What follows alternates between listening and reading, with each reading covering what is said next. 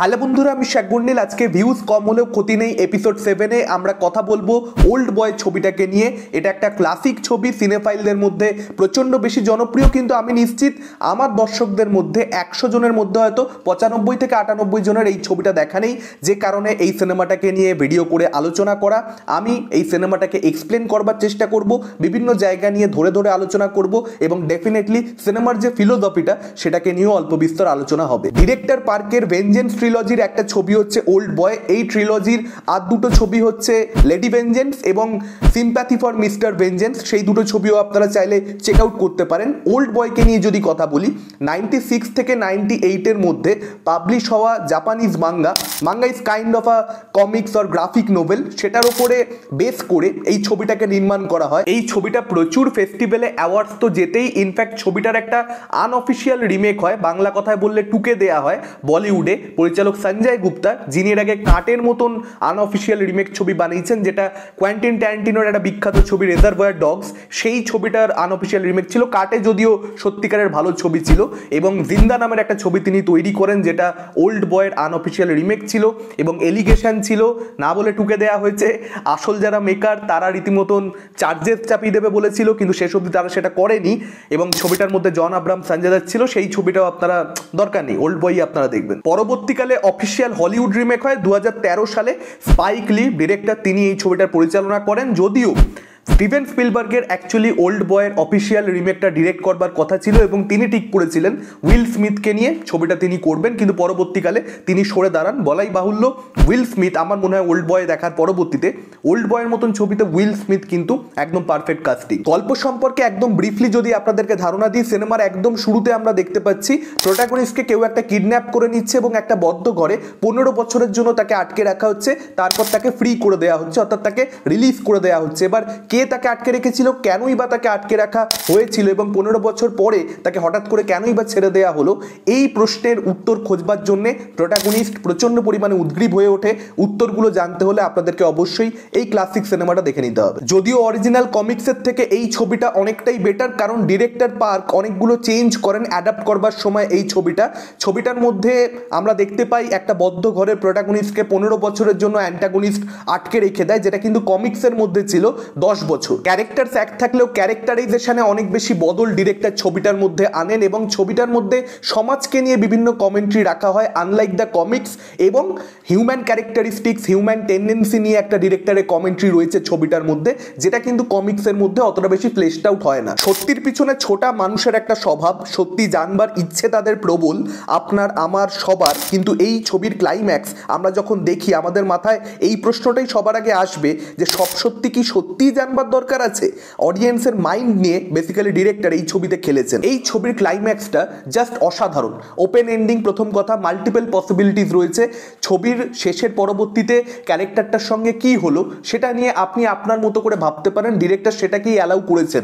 Director নিজের একটা ভাবনা চিন্তা অডিয়েন্সের ওপরে কিন্তু চাপিয়ে দিতে যাননি। এটা সবচেয়ে বেশি মজাদার লাগে ছবিটা শেষ করার পরবর্তীতে। এবং লাস্টে যে কোয়েশ্চেনটা অডিয়েন্সকে হিট করবে, আমাকে অন্ততপক্ষে দর্শক হিসেবে আমি যখন ছবিটা দেখেছি আমাকে হিট করেছে, যে এই যে ক্যারেক্টারটা প্রোটাগনিস্ট, তার যে 15 বছরের এই প্রিজনের লাইফ, সেটা বেশি জটিল ছিল নাকি ছবি শেষের পরবর্তীতে এই যে বিগার প্রিজনটাতে সে আটকা পড়েছে, যে বিগার প্রিজনটার নাম হচ্ছে ওয়ার্ল্ড, সেই প্রিজনে তার লাইফটা, রিমেনিং লাইফটা বেশি জটিল হবে, বেশি কঠিন হবে। এই উত্তরটা দর্শক হিসেবে আপনি যত বেশি খুঁজতে যাবেন, এই ছবিটা যে কমপ্লেক্স থিমের ওপরে দাঁড়িয়ে, সেই থিমটা আপনাকে তত বেশি হিট করবে, তত বেশি আপনি এই ছবিটার মজা কোথায় সেটা রিয়েলাইজ করবেন। দেখুন, এই ছবির যে প্লট টুইস্টটা রয়েছে, যারা প্রথমবারের জন্য ওল্ড বয় দেখবে এবং যারা মালায়ালাম ছবি ইরাটটা দেখেনি, যারা ফ্রেঞ্চ ছবি ইনসেন্ডিস দেখেনি, যারা অনুরাগ কাশ্যপের that girl in the yellow boots ছবিটা দেখেনি, তাদের জন্য এই প্লট টুইস্টটা মারাত্মকভাবে ওয়ার্ক করতে চলেছে। এই প্লট টুইস্টটা যারা এই ছবিগুলো দেখে ফেলেছে তাদের জন্যও ওয়ার্ক করবে, ডেফিনেটলি ওয়ার্ক করবে। কিন্তু এই প্লট টুইস্টটা একটা এমনই প্লট টুইস্ট যেটা খুব কম ছবিতে ইউজড হয়েছে এখনো অবধি, এবং সেটা এমনই একটা প্লট টুইস্ট যেটা মাথা খারাপ করে দেয় দর্শকদেরকে। আমি তো যতবার এই প্লট টুইস্টের ছবি দেখি আমি জাস্ট চমকে যাই। ড্রামাটা আমাকে প্রচণ্ড পরিমাণে হিট করে। প্রত্যেকটা ছবি যেগুলোর নাম বললাম সেগুলো আমার আগে থেকে দেখা ছিল। ওল্ড বয় আমি তার পরবর্তীতে দেখি, এবং চতুর্থবারের জন্য ওল্ড বয়ের ক্ষেত্রেও আমার ক্ষেত্রে কিন্তু এই প্লট টুইস্টটা ওয়ার্ক করেছে। হ্যাঁ, ডেফিনেটলি একটু প্রেডিক্টেবল ছিল, আমি একটু আগে ধরতে পেরে গেছিলাম, বুঝতে পেরে গেছিলাম, কিন্তু তা সত্ত্বেও এই প্লট টুইস্টটা জাস্ট চমকানো, মাথা খারাপ করা। আর যারা দেখেনি তাদের জন্য তো মানে তারা দেখার পরে ভাববে যে ভাই এটা আমি কি দেখলাম, এরকম তো কোনোদিন কোথাও দেখিনি। আর শুধু যে বক্তব্য রাখবার ক্ষেত্রে অডিয়েন্সের মাইন্ড নিয়ে পরিচালক এই ছবির মধ্যে খেলেছেন, ব্যাপারটা কিন্তু শুধু সেটা নয়, at the same time story telling এর মধ্যেও তিনি এমন ট্রিক ইউজ করেছেন যেটার জন্য কিন্তু অডিয়েন্স কোথাও একটা গিয়ে বোকা বনবে, অডিয়েন্সের মাইন্ড নিয়ে কিন্তু সেখানেও খেলা হয়েছে। আপনারা যদি যারা ছবিটা দেখেছেন তারা আরো বেশি করে ফিল করতে পারবেন এটা যে একটা রিভেঞ্জ ড্রামা হতে চলেছে, সেটা আমরা ছবির প্রথম 20 মিনিটে বুঝতে পেরে যাই, 20-25 মিনিটে এটা ক্লিয়ার হয়ে যায়। কিন্তু আমরা ভাবি এটা প্রোটাগনিস্টের রিভেঞ্জ ড্রামা, কিন্তু ছবিটা যখন দেখা শেষ হয় তখন আমরা ফিল করি এটা আসলে প্রোটাগনিস্টের রিভেঞ্জ ড্রামা তো বটেই, কিন্তু তার থেকে অনেক বেশি করে এই ছবিটা অ্যান্টাগনিস্টের রিভেঞ্জ ড্রামা। আসলে ছবিটা শেষ হতে হতে কে প্রোটাগনিস্ট কে অ্যান্টাগনিস্ট এই তফাৎ আর থাকে না, প্রোটাগনিস্ট অ্যান্টাগনিস্ট কোথায় যেন মিলেমিশে একাকার হয়ে যায়। এবং আমার মনে হয় এই ছবিটা দর্শক দেখতে এত বেশি এনজয় করে কেন, এই ছবিটা সিনেফাইলদের মধ্যে এত বেশি জনপ্রিয়, কারণ ভিলেন ইজ ইনভিনসিবল। ভিলেনটা এখানে প্রচণ্ড বেশি পাওয়ারফুল, তাকে হারানো প্রোটাগনিস্টের পক্ষে জাস্ট পসিবল নয়। ক্যারেক্টারটার মাইন্ড স্পেসটা এমন যে আমি যে কষ্টটার মধ্যে দিয়ে গেছি সেই একই কষ্টর মধ্যে দিয়ে তোমাকেও যেতে হবে, তোমাকে মারবো না, কিন্তু তোমাকে ওই একই কষ্টের মধ্যে দিয়ে আমি নিয়ে যাব, ওই জার্নিটা তোমাকেও করাবো। এই যে থট প্রসেসটা এখানেই কোথাও একটা গিয়ে এই ভিলেনটা মানে জাস্ট আলাদাই হয়ে যায়। এখানে ভিলেনের ক্যারেক্টারটা যারা একবার ছবিটা দেখে ফেলবে কেউ কোনোদিন ভুলবে না। আর কটা ছবি বা আমরা আসলে দেখি যেখানে প্রোটাগনিস্ট হেরে যায় এবং অ্যান্টাগনিস্ট জিতে যায় ছবি শেষে গিয়ে, এরকম ছবি তো আমরা দেখতে পাই না। এখানেই তো এই ছবিটা ইউনিক হয়ে যায়, এখানেই তো এই ছবিটা প্রচণ্ড বেশি অরিজিনাল হয়ে যায়। এই ছবির মধ্যে যারা ছবিটা দেখেছে কোনোদিন ভুলতে পারবে না, একটা হলওয়ের ফাইট সিকোয়েন্স রয়েছে 2 মিনিটের, একটা ওয়ান টেক, মারাত্মক, জাস্ট অসাধারণ লাগে দেখতে সেটা। এবং সেখান থেকে ইন্সপিরেশন নিয়ে বা সেটাকে হোমাস দিয়ে প্রচুর পরবর্তীতে কাজ হয়েছে। রিসেন্টলি রণবীর কাপুরের অ্যানিম্যালের প্রি টিজার আপনারা দেখে নিন, পরিষ্কার বুঝতে পেরে যাবেন ওল্ড বয়কে হোমাস দেওয়া হয়েছে বা ইন্সপিরেশন নেওয়া হয়েছে, যেটাই আপনারা বলতে চান না কেন। এছাড়া ডেয়ার ডেভিল নেটফ্লিক্সে যে শোটা আপনারা চাইলে দেখতে পারবেন, সেখানেও কিন্তু ওই পার্টিকুলার হলওয়ে ফাইটটাকে হোমাস দেয়া হয়েছে, একটা পার্টিকুলার সিকোয়েন্স সেখানেও রয়েছে। এবং এখানে আপনারা যদি ভালো করে ভেবে দেখেন যে সম্পর্কটাকে নিয়ে পুরো সিনেমাটা, যে সম্পর্কটার জন্য আফটার অল অডিয়েন্স লাস্টে গিয়ে ফিল করবে, সেই সম্পর্কটাকে না এনাফ স্পেস দেওয়া হয়নি, কিন্তু প্রচুর যে মোমেন্টস সেই সম্পর্কটাকে দেয়া হয়েছে, খুব সময় নিয়ে ডেভেলপ করা হয়েছে তা নয়, কিন্তু ছবিটাই তো 2 ঘন্টার এবং 2 ঘন্টার থেকেও কম ইনফ্যাক্ট, এবং সেখানে কত কিছু হয় ছবিটার মধ্যে, এই সম্পর্কটা সেভাবে স্পেস পায়নি। তো যখন ছবিটা শেষ হয় আপনি বুঝতে পারেন যে এই সম্পর্কটাতে আপনি কমপ্লিটলি ইনভেস্টেড ছিলেন। এবং অ্যান্টাগনিস্টের যে সম্পর্কটাকে, যেটাকে নিয়ে জাস্ট একটা ছোট্ট ব্যাক স্টোরি রয়েছে, নাথিং মোর দ্যান দ্যাট, তা সত্ত্বেও কিন্তু আপনি ওই ক্যারেক্টারটার জন্য ফিল করেন, ওই ব্যাক স্টোরিটার কিন্তু একটা ইম্প্যাক্ট আপনার মধ্যে থাকে। আর যেরকমভাবে ছবিটাকে এডিট করা হয়েছে, জাম্প কাটের যে ধরনের ইউজ এই ছবিতে দেখতে পাওয়া যায়, সেটা জাস্ট এক্সট্রা অর্ডিনারি। এবার যদি ছবিটাকে আমি একটু এক্সপ্লেন করি, দেখুন সব থেকে বেশি আমার মনে হয় যে জায়গাটা এক্সপ্লেন করার দরকার, কারণ সেই জায়গাটা আমার একটা নিজের ইন্টারপ্রিটেশন রয়েছে। একদম শেষে দেখবেন protagonist as a good will zip কেটে দেয় অ্যান্টাগনিস্টের সামনে বসে, এবং সেই জিপ কেটে দেওয়াটা কেন, এটা না প্রপার এক্সপ্লেনেশন কোথাও পাওয়া যায় না। আমার যেটা ইন্টারপ্রিটেশন সেটা আমি আপনাদের সঙ্গে শেয়ার করছি।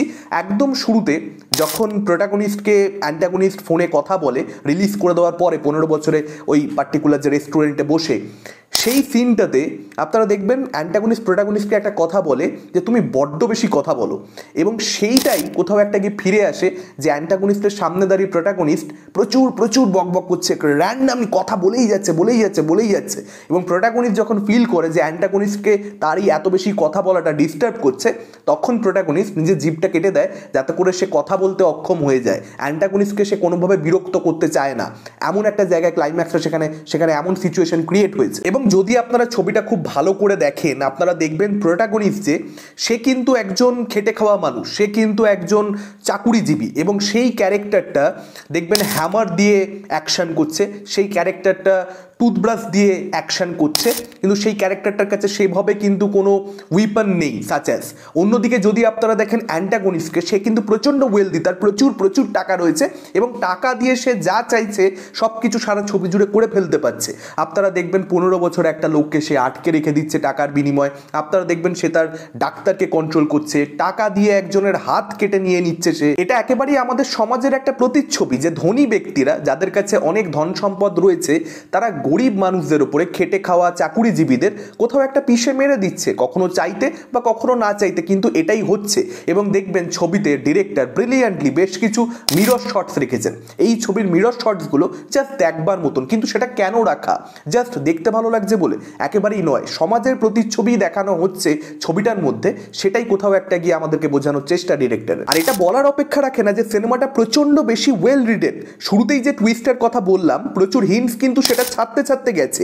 প্রচুর জায়গায় এটা কেন হলো, ওটা কেন হলো হালকা করে মনে হয়, কিন্তু আপনি হয়তো ভাববেন যে ও হবে কিছু।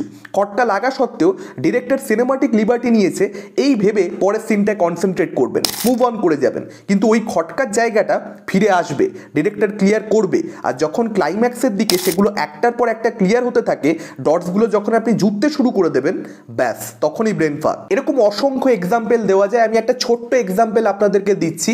ফিমেল লিড প্রোটাগনিস্টকে যখন প্রথমবারের জন্য তাদের মধ্যে দেখা হয়, দেখবেন ফিমেল লিড একটা প্রশ্ন করে, you look familiar, have we met before? এবং সেই জায়গাটা পরে ফিরে আসবে।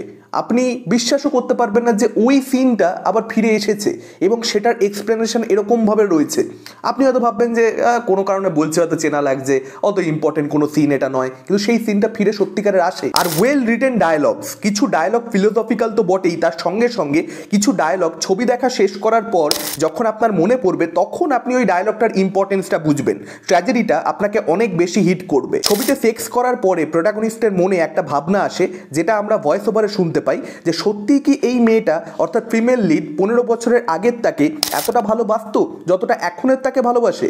15 বছরের ইমপ্রিজনমেন্টের জন্যই এই সুন্দর ভালো মেয়েটাকে জীবনে পেয়েছে বলে সে নিজেকে ধন্য মনে করে। কিন্তু ক্লাইম্যাক্সে প্রোটাগনিস্ট উত্তর পেয়ে যায়, সে রিয়েলাইজ করে পুরনো তাকেই পছন্দ করতো তার প্রেমিকা, নতুন তাকে তার প্রেমিকা একেবারেই পছন্দ করবে না, ঘৃণা করবে। তাই সে বারবার ভিলেনকে বলে এই সত্যিটা যেন তার প্রেমিকাকে না জানানো হয়। এই ছবিটার লাস্ট 20-25 মিনিট যদি আমি বাদ দিয়ে দিই, অর্থাৎ প্লট টুইস্টটা এবং তার পরবর্তীতে যে ক্লাইম্যাক্সটা, সেটা বাদ দিয়ে দিলে এই ছবিটা খুবই ভালো একটা ছবি। কিন্তু কিছু ছবি হয় না যেটা আপনি একবার দেখে ফেললে জীবনে ভুলবেন না, যে রাতে দেখবেন সেই রাতে আর ঘুম আসবে না, সেরকম একটা ছবিতে এটা পরিণত হয় ক্লাইম্যাক্সের জন্য এবং প্লট টুইস্টের জন্য। কারণ পুরো ছবিটা আপনি তখন বুঝতে পারেন, সাম আপ করতে পারেন। এই ছবিটা একটা মারাত্মক ছবি। যারা আপনারা এখনও দেখেননি, আপনাদের অবশ্যই দেখা উচিত। এটা একটা মাস্টারপিস। এমনি সিনেফাইলদের মধ্যে এই ছবিটা এত বেশি জনপ্রিয় নয়। আপনারা যারা ওল্ড বয় দেখেছেন, আপনাদের ছবিটা দেখার এক্সপিরিয়েন্স কীরকম ছিল সেটা প্লিজ আমাদেরকে কমেন্ট করে জানাবেন। এবং ওল্ড বয়কে নিয়ে আমাদের এই এক্সপ্লেনেশন ভিডিও আপনাদের কীরকম লাগলো সেটাও প্লিজ আমাদেরকে কমেন্ট করে জানাতে পারেন। এবং আপনাদেরকে জানিয়ে রাখি, এই পার্টিকুলার প্লেলিস্টে আমরা এর আগেও অনেক পুরনো সিনেমা নিয়ে ভিডিও করেছি। এর আগেও 6টা সিনেমা নিয়ে আলোচনা করা রয়েছে, সেগুলো আপনারা চাইলে চেক আউট করতে পারেন। এই ভিডিওটা ভালো লাগলে লাইক করতে পারেন, শেয়ার করতে পারেন। আমাদের চ্যানেল নতুন হলে চ্যানেলটাকে অবশ্যই সাবস্ক্রাইব করতে পারেন। আজকের মতন টাটা, চোখ রাখুন পরবর্তী ভিডিওতে।